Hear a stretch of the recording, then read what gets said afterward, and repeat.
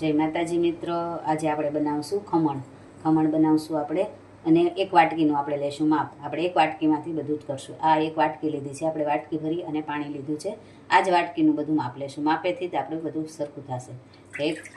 એક પાણી નાખી દીધું છે વાટકી ભરી, અને હવે આમાં આપણે નાખીશું ખાંડ.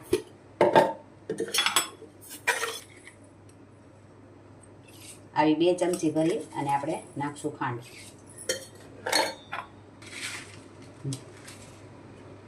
અને એક આપણે ચમચી ભરી અને નાખશું લીંબુના ફૂલ. આપણે લીંબુ આમાં નથી નાખવાના. લીંબુના ફૂલથી રિઝલ્ટ સારું આવશે, એટલે આપણે નાખવાના છે લીંબુના ફૂલ.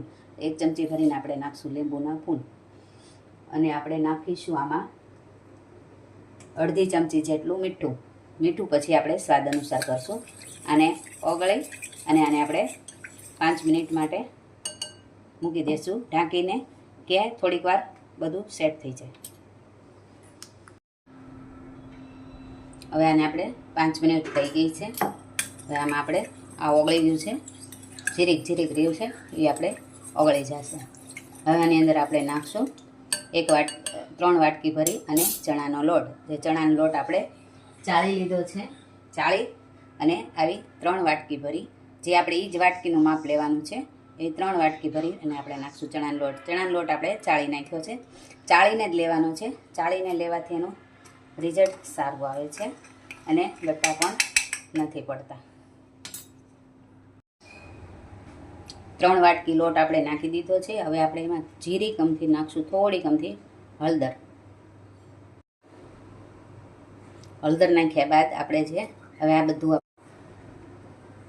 આપણે હલાવી. આમાં થોડુંક પાણી ઓછું લાગે છે, એટલે આપણે થોડુંક અમથું પાણી જીરીક નાખશું અને એકદમથી સ્મૂથ બેટર બનાવી લઈશું આનું આપણે. હવે આપણે એકદમ આને હલાવી લીધું છે. જો આપણે આ રિબિન જેવું પડવું જોઈએ એવું આપણે રાખવાનું છે. અને આને હવે આપણે 15 મિનિટ સુધી આવી રીતે જ ઢાંકી અને પાછું મૂકી દઈશું. હવે આપણે એક કડાઈમાં આપણે પાણી લઈ લીધું છે. પાણીને ગરમ કરવા મૂકીએ. આની અંદર જે આપણે કાંઠલો મૂક્યો છે. હવે આપણે 15 મિનિટ થઈ ગઈ છે. હવે આ લોટ આપણે જોઈ લઈએ છીએ. 15 મિનિટ થઈ ગઈ છે. હવે આ લોટને આપણે જોઈ લઈએ છીએ. હવે આપણે આને 15 મિનિટ માટે રેસ્ટ માટે મૂક્યો હતો. હવે આમાં આપણે નાખીશું 1 ચમચી જેટલું તેલ. આમાં આપણે નાખી દઈશું થોડુંક અમથું તેલ, 1 ચમચી જેટલું તેલ. હવે આને આપણે એકદમ સરસ હલાવી લેશું.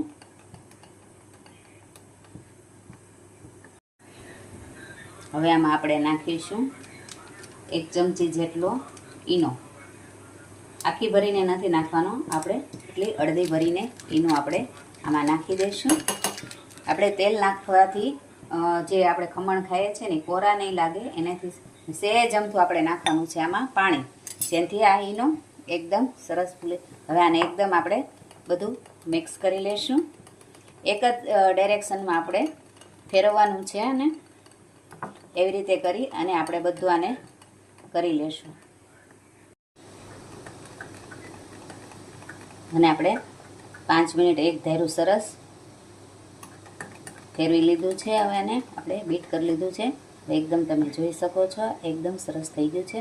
હવે આપણે ઊંડું એક વાસણ લેવાનું છે. એમાં આપણે તેલ લગાડી લીધું છે. તેલ લગાડ્યા બાદ પછી આપણે પાણી મૂક્યું હતું તે ગરમ થઈ ગયું છે. હવે આપણે તેલ લગાડેલું હતું જે ઊંડું વાસણ, અને સીધું પહેલાં આપણે મૂકી દઈશું પાણીમાં.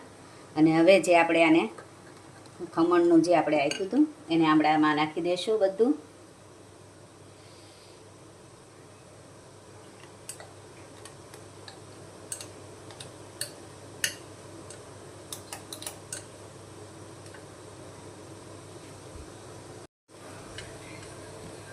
હવે આ બધું આપણે નાખી દીધું છે.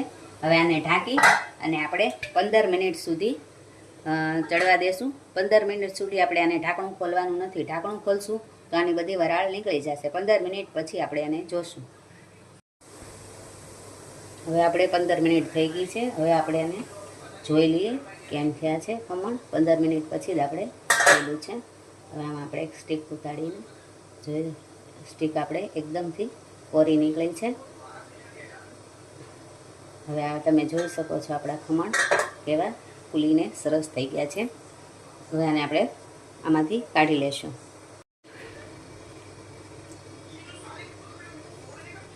હવે આપણે એકદમ કાઢી અને થોડીક વાર માટે આપણે આને ઠરવા દઈશું. થોડીક વાર આને ઠંડા થઈ જાય આને કાઢી અને આપણે આને થોડીક વાર ઠંડા થવા દઈશું. હવે આને આપણે મૂકી દઈશું વઘાર. આપણે ખમણનો વઘાર કરશું. આપણે ખમણના વઘારમાં આપણે લેશું 1 ચમચા જેટલું તેલ. 1 ચમચો આપણે આમાં તેલ નાખી દઈશું. તેલને થોડું ગરમ થવા દઈશું. આપણે તેલની અંદર આપણે નાખશું 1 ચમચી જેટલી રાઈ.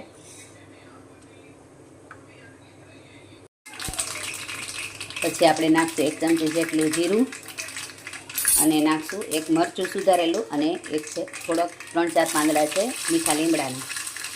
એ બધું આપણે નાખી દઈશું અને 2 મિનિટ માટે હલાવી લઈશું. આમાં હલાવી અને આમાં આપણે નાખીશું થોડું અમથું પાણી નાખીને પાણી ઉકળી ગયું છે. આપણે 2 ચમચી જેટલી આમાં નાખશું ખાંડ નાખી અને આને આપણે ઉકળવા દઈશું. અને આપણે ઉકળવા દઈશું. ઉકળવામાં આપણે જો આરે ચમચી આમાંથી હલાવતા જઈશું. હલાવવામાં જોઈશું આપણે ખાંડ બધી ઓગળી ગઈ છે. હવે આ કરી દઈશું આનો ગેસ આપણે બંધ. આ ખમણને આપણે કટ કરી લઈશું.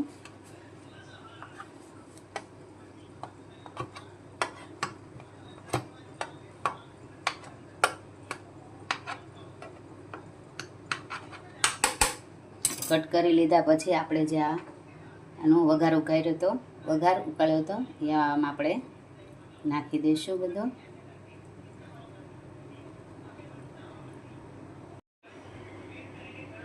વઘાર નાખ્યા પછી આપણે આમાં નાખી દઈશું થોડીક આમાં કોથમરી.